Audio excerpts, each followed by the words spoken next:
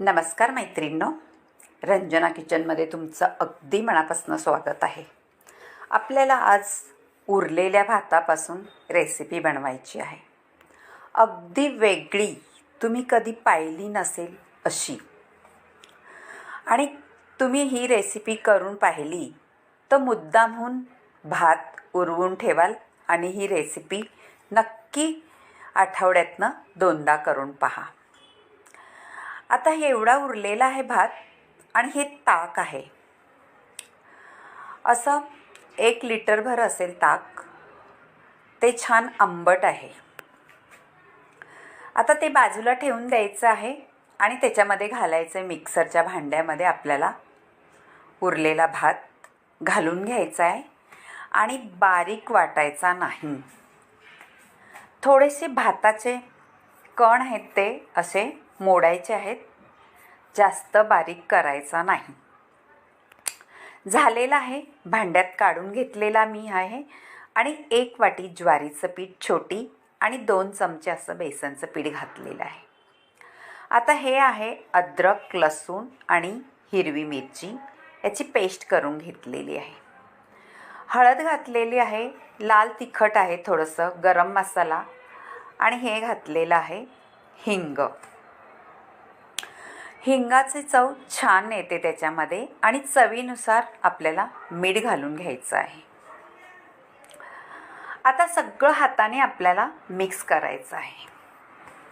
मैत्रिणींनो, 7-8 मिरच्या होत्या, 7-8 पाकळ्या लसणाच्या आणि 1 इंचभर आलं. सगळ्या रेसिपीला आपल्याला एवढं हिरवा मसाला लागणार आहे. त्याच्यातला मी अर्धा घालून घेतला आहे. आता अर्धा आपण पुढे घालायचं आहे पुढच्या कृतीमध्ये. आता थोडी साखरही घालून घेतलेली आहे. ती सुद्धा छान आपल्याला मिक्स करायची आहे आणि असं पीठ मळतो असं आपल्याला मळून घ्यायचं आहे. मैत्रिणींनो, अगदी भन्नाट रेसिपी आहे. जिभेवर चव रेंगाळणारी आणि कधी पाहिलीही नसेल अशी नक्की गॅरंटीने मी सांगते ही रेसिपी उरलेल्या भातापासून. आता छान गोळा मी मळून घेतलेला आहे आणि बाजूला ठेवून द्यायचं आहे. थोडंसं मी तेल घालून घेते, लावून घेते वरती, म्हणजे वरतीचं आवरण असं सुकत नाही. आता गोळा करून आपल्याला 5 मिनटं बाजूला ठेवून द्यायचं आहे आणि पुढची कृती करून घ्यायची आहे. आता एक मी मोठं पॅन ठेवलेलं आहे. असंच मोठं भांडं ठेवायचं आहे आपल्याला आणि त्याच्यात 2 चमचे तेल घातलेलं आहे. लवंगा, मिरी आणि दालचिनीचा तुकडा आहे बारीक केलेला आणि जिरी आणि मोहरी. आपल्याला याचा तडका द्यायचा आहे. हिंगही घालून घ्यायचा आहे आणि कढीपत्ता भरपूर घालायचा आहे. कढीपत्त्याचा स्वाद अगदी खमंग येतो त्याच्यामध्ये. 2-3 तमालपत्रसुद्धा घालून घेतलेले आहे. खड्या मसाल्याचा स्वाद अगदी अप्रतिम येतो या रेसिपीमध्ये. आता हलवून घ्यायचं आहे. मसाले ते सगळे टाकलेले आहेत ते, म्हणजे खडे मसाले आणि कढीपत्ता, जिरी, मोहरी. परतल्यानंतर आपल्याला घालायचं आहे पहा, आपण वाटून हिरवा मसाला घेतला होता, म्हणजे हिरवी मिरची, लसूण, अद्रकचा. तो सुद्धा आता मी घालून घेणार आहे. अर्धा घातलेला आहे, अर्धा आता घालायचा आहे. आता तो सुद्धा छान परतून घ्यायचा आहे. खमंग अद्रक आणि लसूण, हिरवी मिरचीचं कच्चापणा गेला पाहिजे. परतून झालेला आहे पहा मैत्रिणींनो. थोडीशी आपण हळद घालू त्याच्यामध्ये, कलर छान येतो. झालेलं आहे आता परतून छान सगळं. आता त्याच्यात आपल्याला घालायचं आहे पहा, तडका भारी बसणार आहे आपला. आता मी ताक घेतलं होतं, टोप भर, थोडंसं कमी आहे, ते घालून घ्यायचं आहे. ताकामध्ये आपल्याला कोणतंही पीठ वगैरे काहीही घालायचं नाही. फक्त आपण ताकाची फोडणी द्यायची आहे. आता ताकाला फोडणी दिली आहे आपण आणि छान हलवून घ्यायचे आपल्याला. फोडणी सगळी बसल्यानंतर ताक खमंग अप्रतिम होतं. कलरही सुंदर आलेला आहे पहा.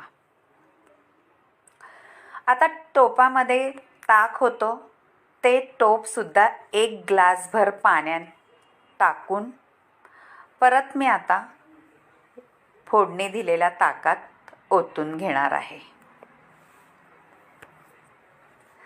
आणि हे सगळं आता आपल्याला उकळी येऊन द्यायची आहे. छान गदगदून अशी उकळी आली पाहिजे ताकाला. ताक आंबट आहे त्याच्यामुळे छानच ही रेसिपी होणार आहे. आता उकळी येऊन दिल्यानंतर पहा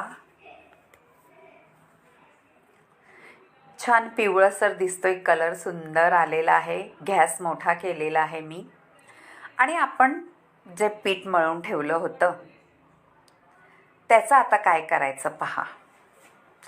छान सगळं एकत्र करून आता परत आपलं थोडंसं मळून घ्यायचं आहे.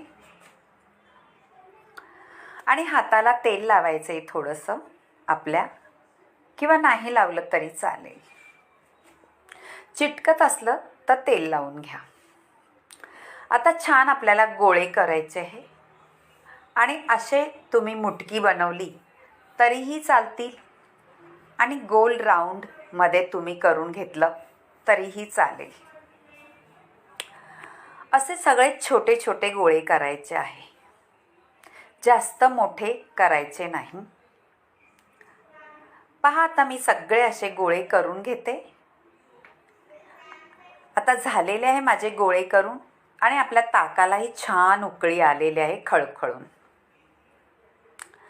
आता आपण जे गोळे करून घेतले होते ते सुद्धा झालेले आहे गोळे करून. आणि मी हातावर चोळून अशी कसुरी मेथी घातलेली आहे उकळत्या ताकामध्ये. आणि साखर घातली 1 चमचाभर. आणि थोडं मीठही आपल्याला चवीनुसार घालून घ्यायचं आहे, कारण आपण ताकाला मीठ घातलं नव्हतं, फक्त पीठ मळलं त्याच्यामध्ये मीठ घातलेलं आहे. त्या अंदाजानुसार तुम्ही ताकाला मीठ घाला. अगदी भन्नाट रेसिपी होते मैत्रिणींनो. तुम्ही कधी पाहिलीच नसेल अशी मला वाटते, पण तुम्ही पाहिली असले तर मला नक्की कळवा.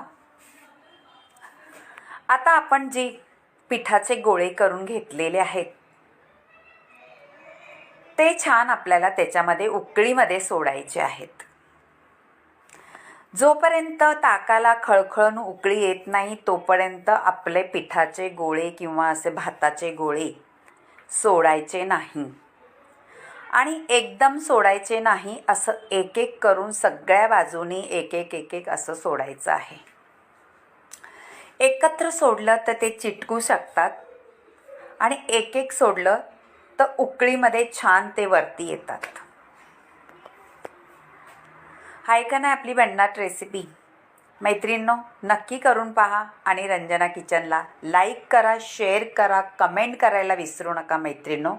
बाजूला बेल बटन आहे ते सुद्धा दाबा.